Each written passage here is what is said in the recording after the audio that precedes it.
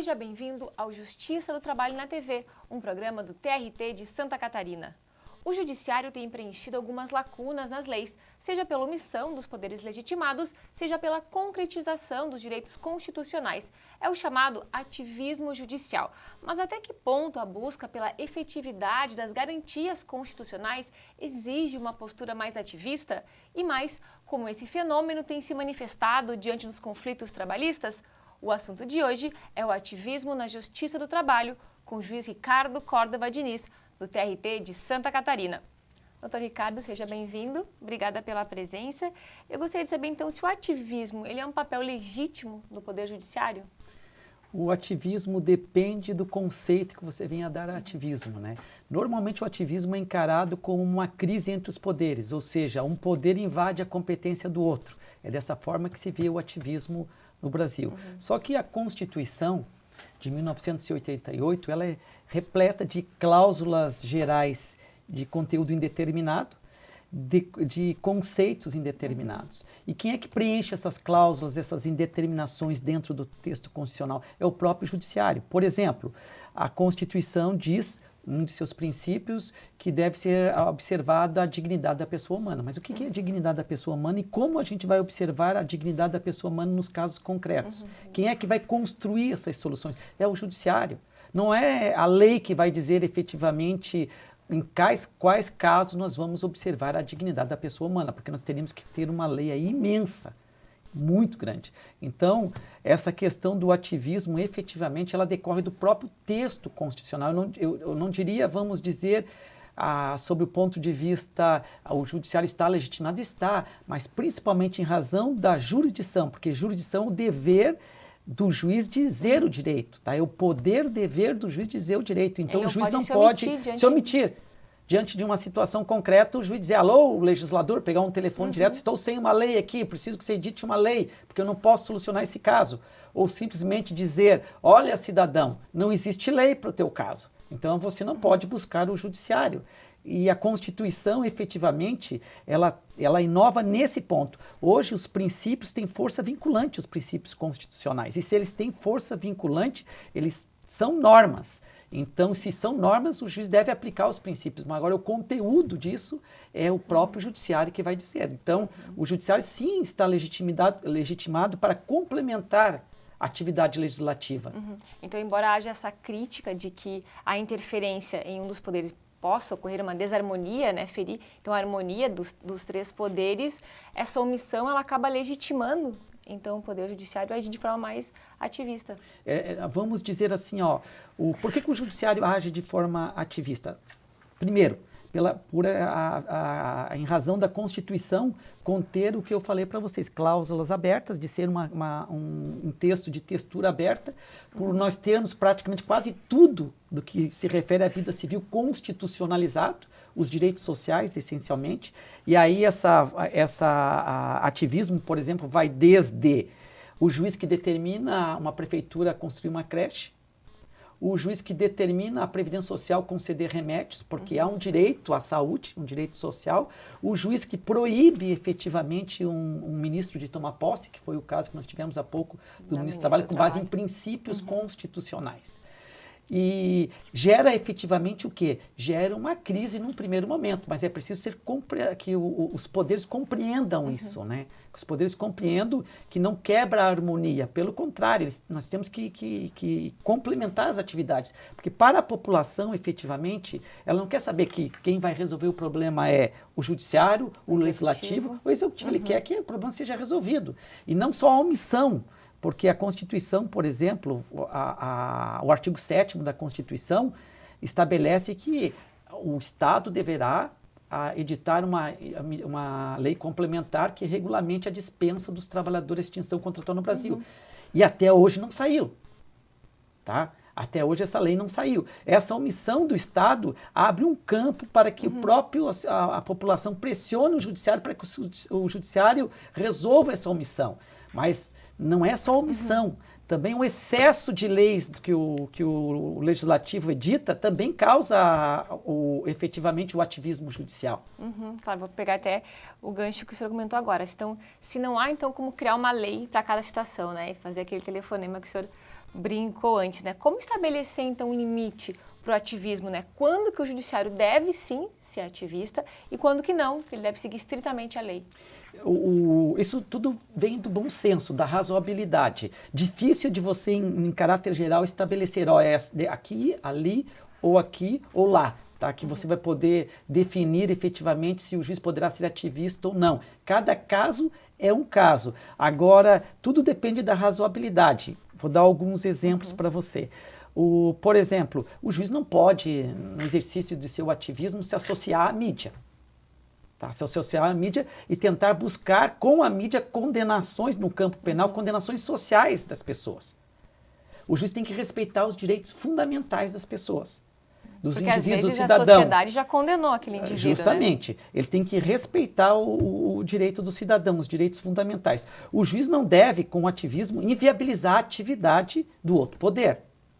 O juiz tem que agir com razoabilidade. O juiz não pode, no exercício do seu ativismo, ter endereço certo. Ou seja, para os meus amigos eu sou ativista, para os meus inimigos eu não sou ativista, ou o contrário. Ou dizer que para os meus inimigos a lei é dura, mas é lei. Para os meus amigos a lei é dura, mas estica. Então, efetivamente, tem que ter um conteúdo ético o exercício dessa atividade, né? E, efetivamente, razoabilidade. Tem que ter razoabilidade, essencialmente razoabilidade. O ativismo é um tema polêmico, né, que tem que ser debatido por todo o judiciário juntamente com a sociedade. E no caso da justiça do trabalho, existe o ativismo? Existe na justiça do trabalho um detalhe interessante, tá? Porque de todos os segmentos do judiciário, da magistratura, a justiça do trabalho é um dos poucos segmentos que a própria lei autoriza esse ativismo, que os princípios autorizam esse ativismo. No caso, por exemplo, a CLT. Isso mesmo. Por exemplo, o direito do trabalho ele é construído com base no princípio da proteção. E o que diz o princípio da proteção? Sempre quando houver dúvida na interpretação de uma norma, deverá o juiz fazer o quê? Interpretar da forma mais favorável para o empregado. Então, isso é um tipo de ativismo? Sim, é um tipo de ativismo, porque nessa interpretação o juiz inova a lei. O juiz, muitas vezes, cria uma nova lei. Ele cria uma nova lei para as partes. E isso é ser ativista. Isso, diante do que se entende por ativismo, isso é ativismo judicial, tá? Isso é ativismo judicial. É quando você interpreta e acaba criando, então, um novo direito. Acaba direito. criando. E o ativismo também é o seguinte, quer ver? Como eu falei para você há pouco, a Constituição é cheia de conceitos indeterminados, cláusulas abertas, cláusulas gerais abertas. Então, o juiz muitas vezes torce a Constituição e, a partir dessas cláusulas, desses conceitos abertos, ele cria novos direitos sem a necessidade de novas leis. E aí, efetivamente, que surge a crise, porque o legislativo, não, mas não pode isso aí, eu que tenho que legislar a respeito disso. Por exemplo, o legislativo chega e diz, não, eu que tenho que regular quando é que o Estado vai dar remédio. E não você, juiz. E o juiz diz, não, mas a Constituição assegura o direito à saúde. E se assegura o direito à saúde, eu tenho a obrigação constitucional de implementar essa norma. E aí eu garanto para o cidadão o remédio, não preciso de uma lei para isso. São chamados direitos reflexos. Sim, aí surge aí os conflitos. Mas eu vou ter que chamar o nosso primeiro intervalo. É 1 minuto, a gente já volta.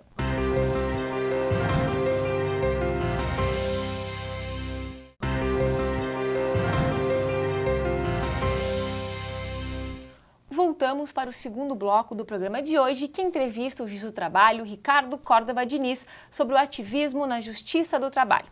Bom, doutor Ricardo, queria resgatar um pouquinho que a gente conversou sobre esse princípio protetivo da justiça do trabalho, que inclusive até a própria CLT, digamos assim, autoriza uma postura mais ativista, né? O senhor acredita que o ativismo, então, é o responsável pela fama, digamos assim, de protecionista da justiça do trabalho? A proteção, na verdade, é do direito do trabalho. A justiça do trabalho, ela ganha essa fama, mas isso é um mito. Por que é um mito? Porque se você efetivamente fazer um levantamento estatístico lá na justiça comum e levantar quem normalmente ganha a causa, você vai apurar que é o autor que normalmente ganha a causa. Lá na Justiça Federal, quem normalmente ganha a causa é o autor. Nas relações de consumo, quem normalmente ganha a causa é o consumidor. Porque há uma tendência, efetivamente, do autor ser aquele que sofreu a violação do seu direito. E ele contrata um advogado. E o advogado já faz a primeira, que a gente chama peneira, né? O advogado já verifica se há ou não há fundamento para aquele pedido. Então, a tendência em qualquer segmento do judiciário é do autor ganhar a causa. E na justiça do trabalho nós temos uma particularidade. Sempre, quase sempre, 99% dos casos, quem é o autor? O empregado. Tá? E diferente do que ocorre na justiça comum, na justiça do trabalho nós temos 10, 15, 20 pedidos, 30 pedidos. Porque ele reclama uma relação que durou 5, 6, 7, 8 anos. Na justiça comum, muitas vezes o que se discute é uma relação ocasional, um acidente de trânsito, pessoas que não se conheciam, e o pedido é 1 ou 2. Então, onde há maior probabilidade do autor obter sucesso em um dos seus pedidos? Na justiça do trabalho. Na justiça do trabalho. Então, se eu pegar, efetivamente, fazer um levantamento estatístico e dizer quantos pedidos são feitos na justiça do trabalho por parte dos autores e quantos pedidos são atendidos, você vai verificar efetivamente que quase a maioria dos pedidos é rejeitada pela justiça do trabalho. Então, eu teria que dizer que a justiça do trabalho protege o empregador. Estatisticamente, eu diria que a justiça do trabalho protege o empregador, dentro dessa visão que eu vou chamar de burra. Porque o que o judiciário tem que fazer? O judiciário tem que dar o direito a quem tem o direito. De quem é o direito? Analisado dessa forma. O judiciário não pode ser analisado por estatísticas quantitativas. Ela tem que ser qualitativas. Eu tenho que verificar, esse empregado tem direito? Tem direito. Tá? Ele tem que ter o direito. Porque eu não posso simplesmente dizer a justiça do trabalho protege porque os empregados normalmente ganham a ação, ganham a causa. Isso é uma análise efetivamente burra. E simplista. Se partir dessa forma simplista, eu digo burra até para enfatizar bastante, tá? Para enfatizar bastante, mas efetivamente é simplista. A Justiça do Trabalho, ela atua e existem os pedidos, analisa as provas e aquele que tem direito ganha.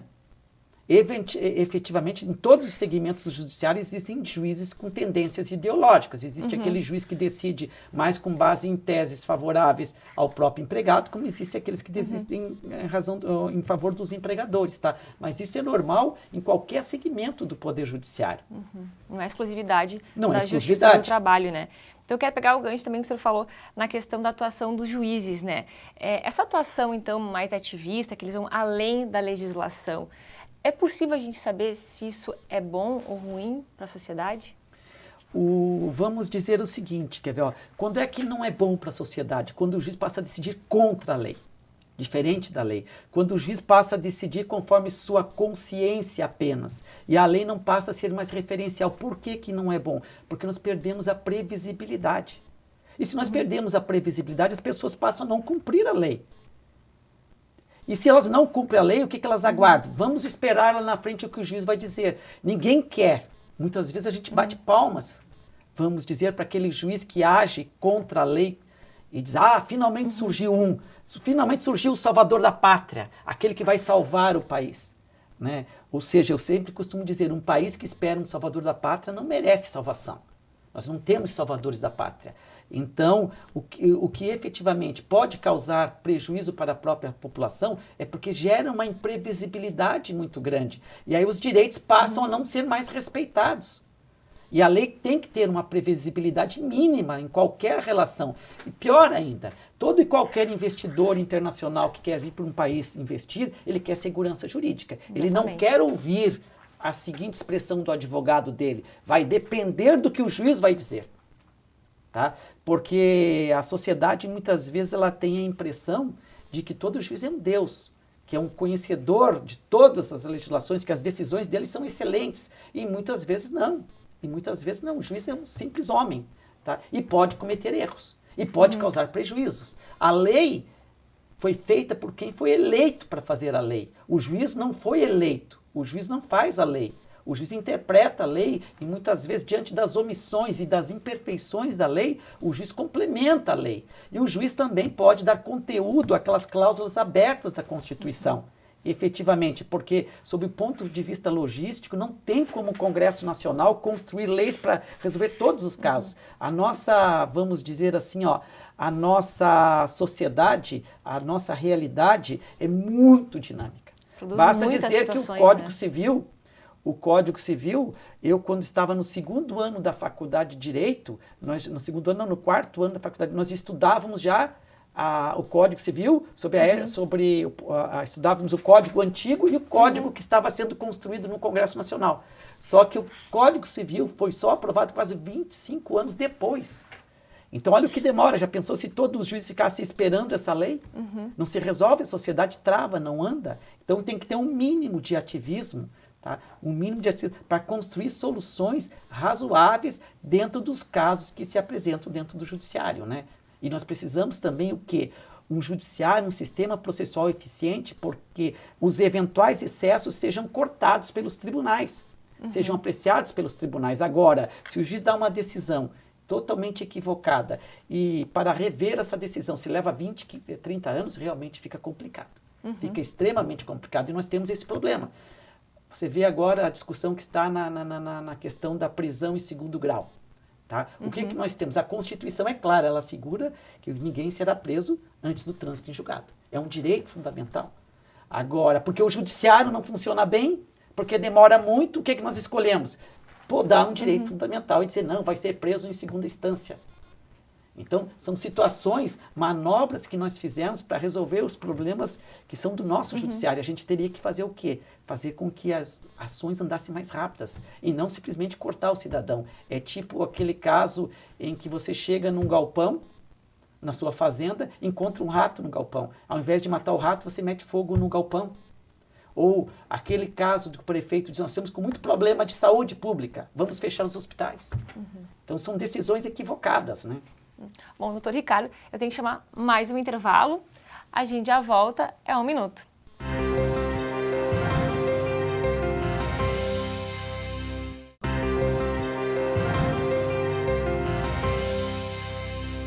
Voltamos para o último bloco do programa de hoje, que entrevista o juiz do trabalho, Ricardo Córdova Diniz.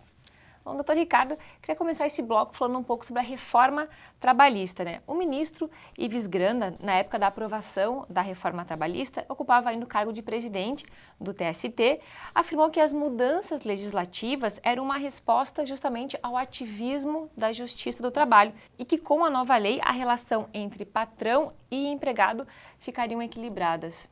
O senhor concorda? Que foi uma resposta ao chamado ativismo, sim. Tanto é que existe um dispositivo expresso na Lei 13.467 de 2017, proibindo os tribunais de emitirem súmulas, criando ou restringindo direitos. Tá? Agora, isso, sob o ponto de vista operacional, é muito difícil de se operacionalizar. É a mesma coisa que dizer assim, não precisa de judiciário. Não precisa de judiciário, porque o que está na lei, a lei é autossuficiente, não precisa de complementação, a lei é perfeita e tudo mais. Então, efetivamente, muito difícil de operacionalizar isso, tá? Muito difícil, até porque o próprio Supremo, por exemplo, o Supremo autorizou, reconhece a existência do casamento homoafetivo, tá? Com base em princípios constitucionais. E o Supremo, neste caso, atuou efetivamente como corte constitucional. E atuou corretamente, embora a lei não diga isso, tá? Embora a lei não diga isso. E o próprio TST, muitas vezes, a gente tem aquela impressão que ele usa do ativismo para proteger o empregado. Pelo contrário, muitas vezes o ativismo é para proteger o empregador. Vou dizer alguns casos.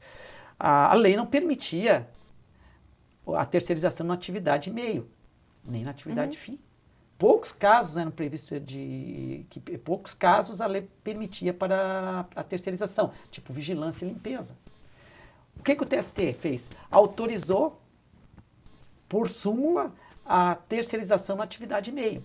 Agiu de forma ativista? Agiu. Em favor de quem? Do empregador. Que pôde terceirizar na atividade meio a partir de então. Atividade meio. Outra situação, o empregado que está em sobreaviso. O que diz o artigo 4º da CLT? Quem está em sobreaviso deve receber como se estivesse trabalhando. Agora, o que o TST diz? O TST diz, não, tem que ser pago à razão de 1/3. Quem está em sobreaviso, ou seja, restringir um direito. Em favor de quem? Do próprio empregador. O que diz a CLT? A CLT estabelece quais são as hipóteses em que você pode prestar hora extra. Ela estabelece quais são as hipóteses. Fora essas hipóteses, você, que é força maior, serviços inadiáveis, recuperação de horas, você pode contratar por acordo de prorrogação de horas. Então, a empresa que pratica horas extras de forma habitual, fora daquelas hipóteses de força maior, recuperação de horas e serviços inadiáveis, está fazendo por acordo de prorrogação de horas. Se está fazendo por acordo de prorrogação de horas, só poderá suprimir as horas com a concordância do empregado, e desde que não cause prejuízo. O que diz o TST? Não pode suprimir, independente da concordância do empregado, desde que pague uma indenização. Em benefício de quem isso? Agiu de forma ativista em benefício do próprio empregador. Então não dá para dizer que o ativismo dentro do TST represente efetivamente algo em favor do empregado. Representa algo, às vezes em favor do empregado, às vezes em favor do próprio empregador. Mas o TST, quando age dessa forma, ele age efetivamente dentro dos parâmetros constitucionais. Agora, qual é o problema, muitas vezes, e que aí o ministro Ives reclama? Tá? Não é efetivamente o ativismo em si, mas são as soluções encontradas, as soluções propostas diante das omissões e das imperfeições, que acabam gerando mais conflito. Exemplo, tá? O que diz o TST sobre a questão do intervalo intrajornada? Empregado que não cumpre o intervalo intrajornada, que trabalha durante o intervalo intrajornada, se ele trabalha meia hora, o intervalo de 1 hora, ele tem o direito de não receber os 30 minutos que faltam. Ele tem direito de receber 1 hora cheia. Essa foi a decisão do TST. Só que a jurisprudência, justamente, a jurisprudência era em sentido contrário. E, de repente, o TST da noite para o dia deu uma guinada. E aí, a impressão que passou é que o TST legislou nessa matéria. Tá? O TST não pacificou a jurisprudência e simplesmente tirou da cartola um coelho e legislou nesse sentido. E aí essa solução é adequada? Não é adequada no meu ponto de vista, com todo o respeito ao TST efetivamente, que é um tribunal que eu considero um dos tribunais mais eficientes que tem no Brasil. O TST, na verdade, é um exemplo de tribunal e efetivamente, neste caso, a escolha não foi bem feita. Por que não foi bem feita? Vamos imaginar o seguinte, o empregado tem 1 hora de intervalo.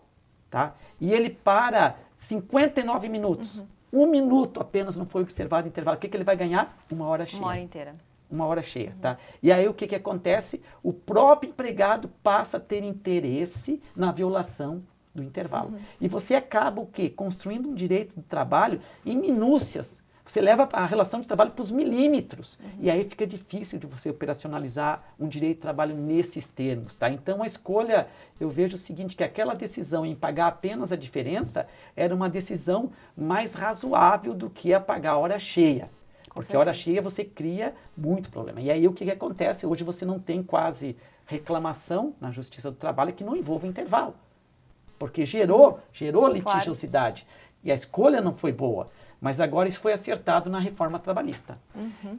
E a reforma trabalhista, como eu falei para vocês, tem essa determinação, né? Não pode criar direito e não pode restringir direitos. Isso é uma limitação, efetivamente, é uma ideia de limitar o ativismo.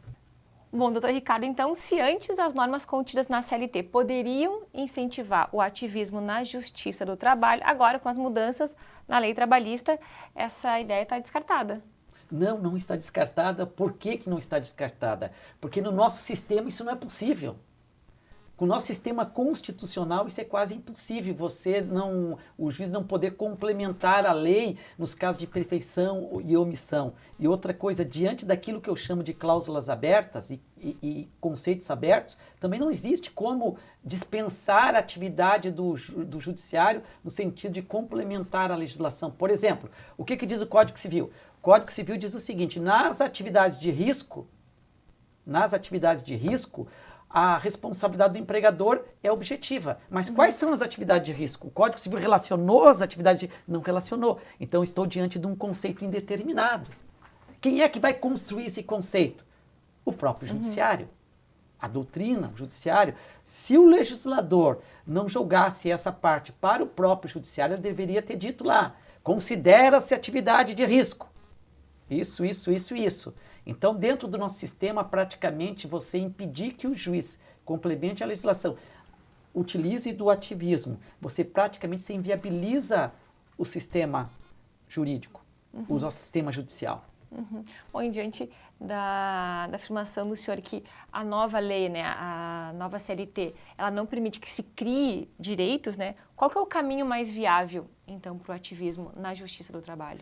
O que eu tento dizer é o seguinte, é que, na verdade, o que a gente tem que pensar de tudo isso é fazer uma grande reflexão, certo? Uma grande reflexão. Quem sabe essa reforma seja, com todos os seus defeitos e tudo mais, porque eu chamo ela o mundo de Nárnia, né? Porque a gente não sabe ainda, a principal artigo dela, o principal dispositivo é o de permitir que, por acordo ou convenção coletiva, se altere a legislação. Então, muitas coisas virão pela frente, né? A gente não sabe o que tem por trás desse guarda-roupa, né? Desse fundo falso lá do mundo de Nárnia, daquele filme.